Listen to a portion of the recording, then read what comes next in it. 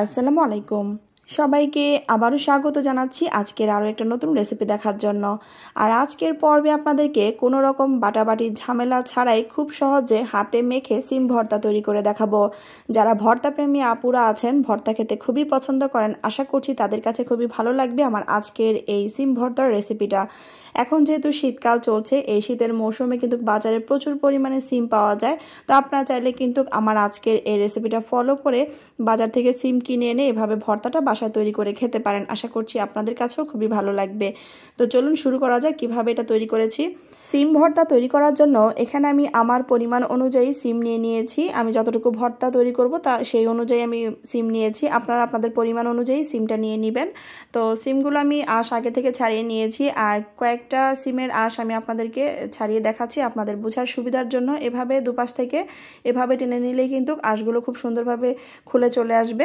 তো এখন এগুলোকে আমি একটা সাইডে রেখে চুলায় চলে যাচ্ছি। এগুলোকে এখন সেদ্ধ করে নিতে হবে। চুলায় একটা প্যান আমি আগে থেকে বসিয়ে দিয়েছিলাম, আর সেই প্যানের মধ্যে এখন দিয়ে দিচ্ছি আমি যে সিমগুলো আমি আঁশ ছাড়িয়ে রেখেছি ভর্তা তৈরি করার জন্য, সেই সিমগুলো দিয়ে দিলাম। আর এখন এর মধ্যে পরিমাণ মতো পানি দিয়ে দিচ্ছি। তো পানিটা কিন্তু বেশি পরিমাণে দিবেন না, অল্প পরিমাণে পানি দিতে হবে। তো পানিটা দিয়ে এখন আমি এই ঢাকনা দিয়ে ঢেকে দিব, আর ঢাকনা দিয়ে ঢেকে এগুলোকে খুব ভালোভাবে সেদ্ধ করে নিব। ফিরে আসবো আপনাদের মাঝে সিমগুলো সেদ্ধ হয়ে যাওয়ার পর। কিছুক্ষণ পর ঢাকনাটা সরিয়ে নিচ্ছি, আর এই যে দেখতে পাচ্ছেন সিমগুলো কিন্তু প্রায় সেদ্ধ হয়ে এসেছে। তো এখন পানিটাকে খুব ভালোভাবে টেনে নিতে হবে। যদি পানিটা ভালোভাবে না টানেন তাহলে কিন্তু ভর্তাটা খেতে ভালো লাগবে না, একটু পানসে লাগবে।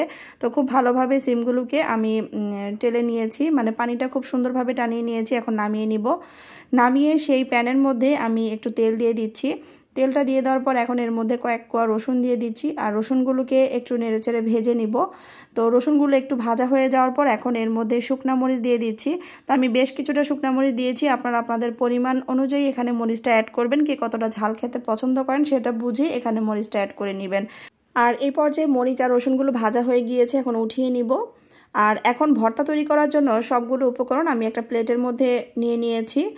এখন আমি হাত দিয়ে মেখে ভর্তাটা তৈরি করে নিব। তো তার জন্য প্রথমে স্বাদমতো লবণ নিয়ে নিয়েছি। লবণের সাথে আমি এই রসুন যে ভেজে রেখেছিলাম সেই রসুনগুলো হাত দিয়ে মেখে নিচ্ছি, সাথে শুকনা মরিচগুলো মেখে নিব। তো শুকনা মরিচ, রসুন, লবণ মাখানোর পর এখন পেঁয়াজ কুচিটাকেও খুব ভালোভাবে মাখিয়ে নিতে হবে।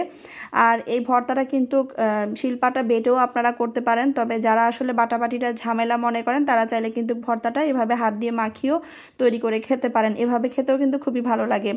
এই পর্যায়ে কিছুটা ধনেপাতা কুচি দিয়ে দিচ্ছি, তারপর হাত দিয়ে খুব ভালোভাবে মাখিয়ে নিচ্ছি। এখন মাখানো হয়ে যাওয়ার পর যে সিমগুলো সেদ্ধ করে নিয়েছিলাম, এখন এই সিমগুলো আমি মাখিয়ে নিব। তো সবগুলো উপকরণ একসাথে মাখিয়ে নিলেই কিন্তু ভর্তাটা এখন তৈরি হয়ে যাবে। তো আমি সবগুলো উপকরণ একসাথে মাখিয়ে নিচ্ছি। আর ভর্তার টেস্টটা আরও একটুখানি বাড়ানোর জন্য এখানে আমি দিয়ে দিব সরিষার তেল। আর আমরা জানি যে কোনো ভর্তার মধ্যে সরিষার তেলটা দিলে কিন্তু ভর্তার টেস্টটা আরও বেড়ে যায়। তো তার জন্য এখানে একটুখানি সরিষার তেল দিয়ে নিলাম, আর এখন সবগুলো উপকরণ একসাথে মাখিয়ে নিচ্ছি। আর সেই সাথে তৈরিও হয়ে গেল খুবই মজাদার, কোনো রকম বাটাবাটির ঝামেলা ছাড়াই খুব সহজে হাতে মেখে সিম ভর্তা। অনেক ভর্তা প্রেমী আপুরা আছেন যারা আসলে ভর্তা খেতে পছন্দ করেন, কিন্তু বাটাবাটি ঝামেলা মনে করছেন বিদায় ভর্তা খেতে পারছে না। তারা চাইলে কিন্তু আমার আজকের এই রেসিপিটা হুবহু ফলো করে বাসায় এই ভর্তাটা বানিয়ে খেতে পারেন। আশা করছি আপনাদের কাছেও খুবই ভালো লাগবে। এই ভর্তাটা গরম ভাতের সাথে খেতে ভীষণ ভালো লাগে। অবশ্যই রেসিপি ফলো করে বাসায় ট্রাই করে খেয়ে দেখবেন, আর অবশ্যই কমেন্ট করে জানাবেন যে কেমন লেগেছিল আপনাদের কাছে। তাহলে আজকের মতো আমি এখানেই বিদায় নিয়ে নিচ্ছি। পরবর্তীতে আবারও আপনাদের সামনে হাজির হব নতুন কোনো রেসিপি নিয়ে। সে পর্যন্তই সবাই ভালো থাকেন, সুস্থ থাকেন। আল্লাহ হাফেজ।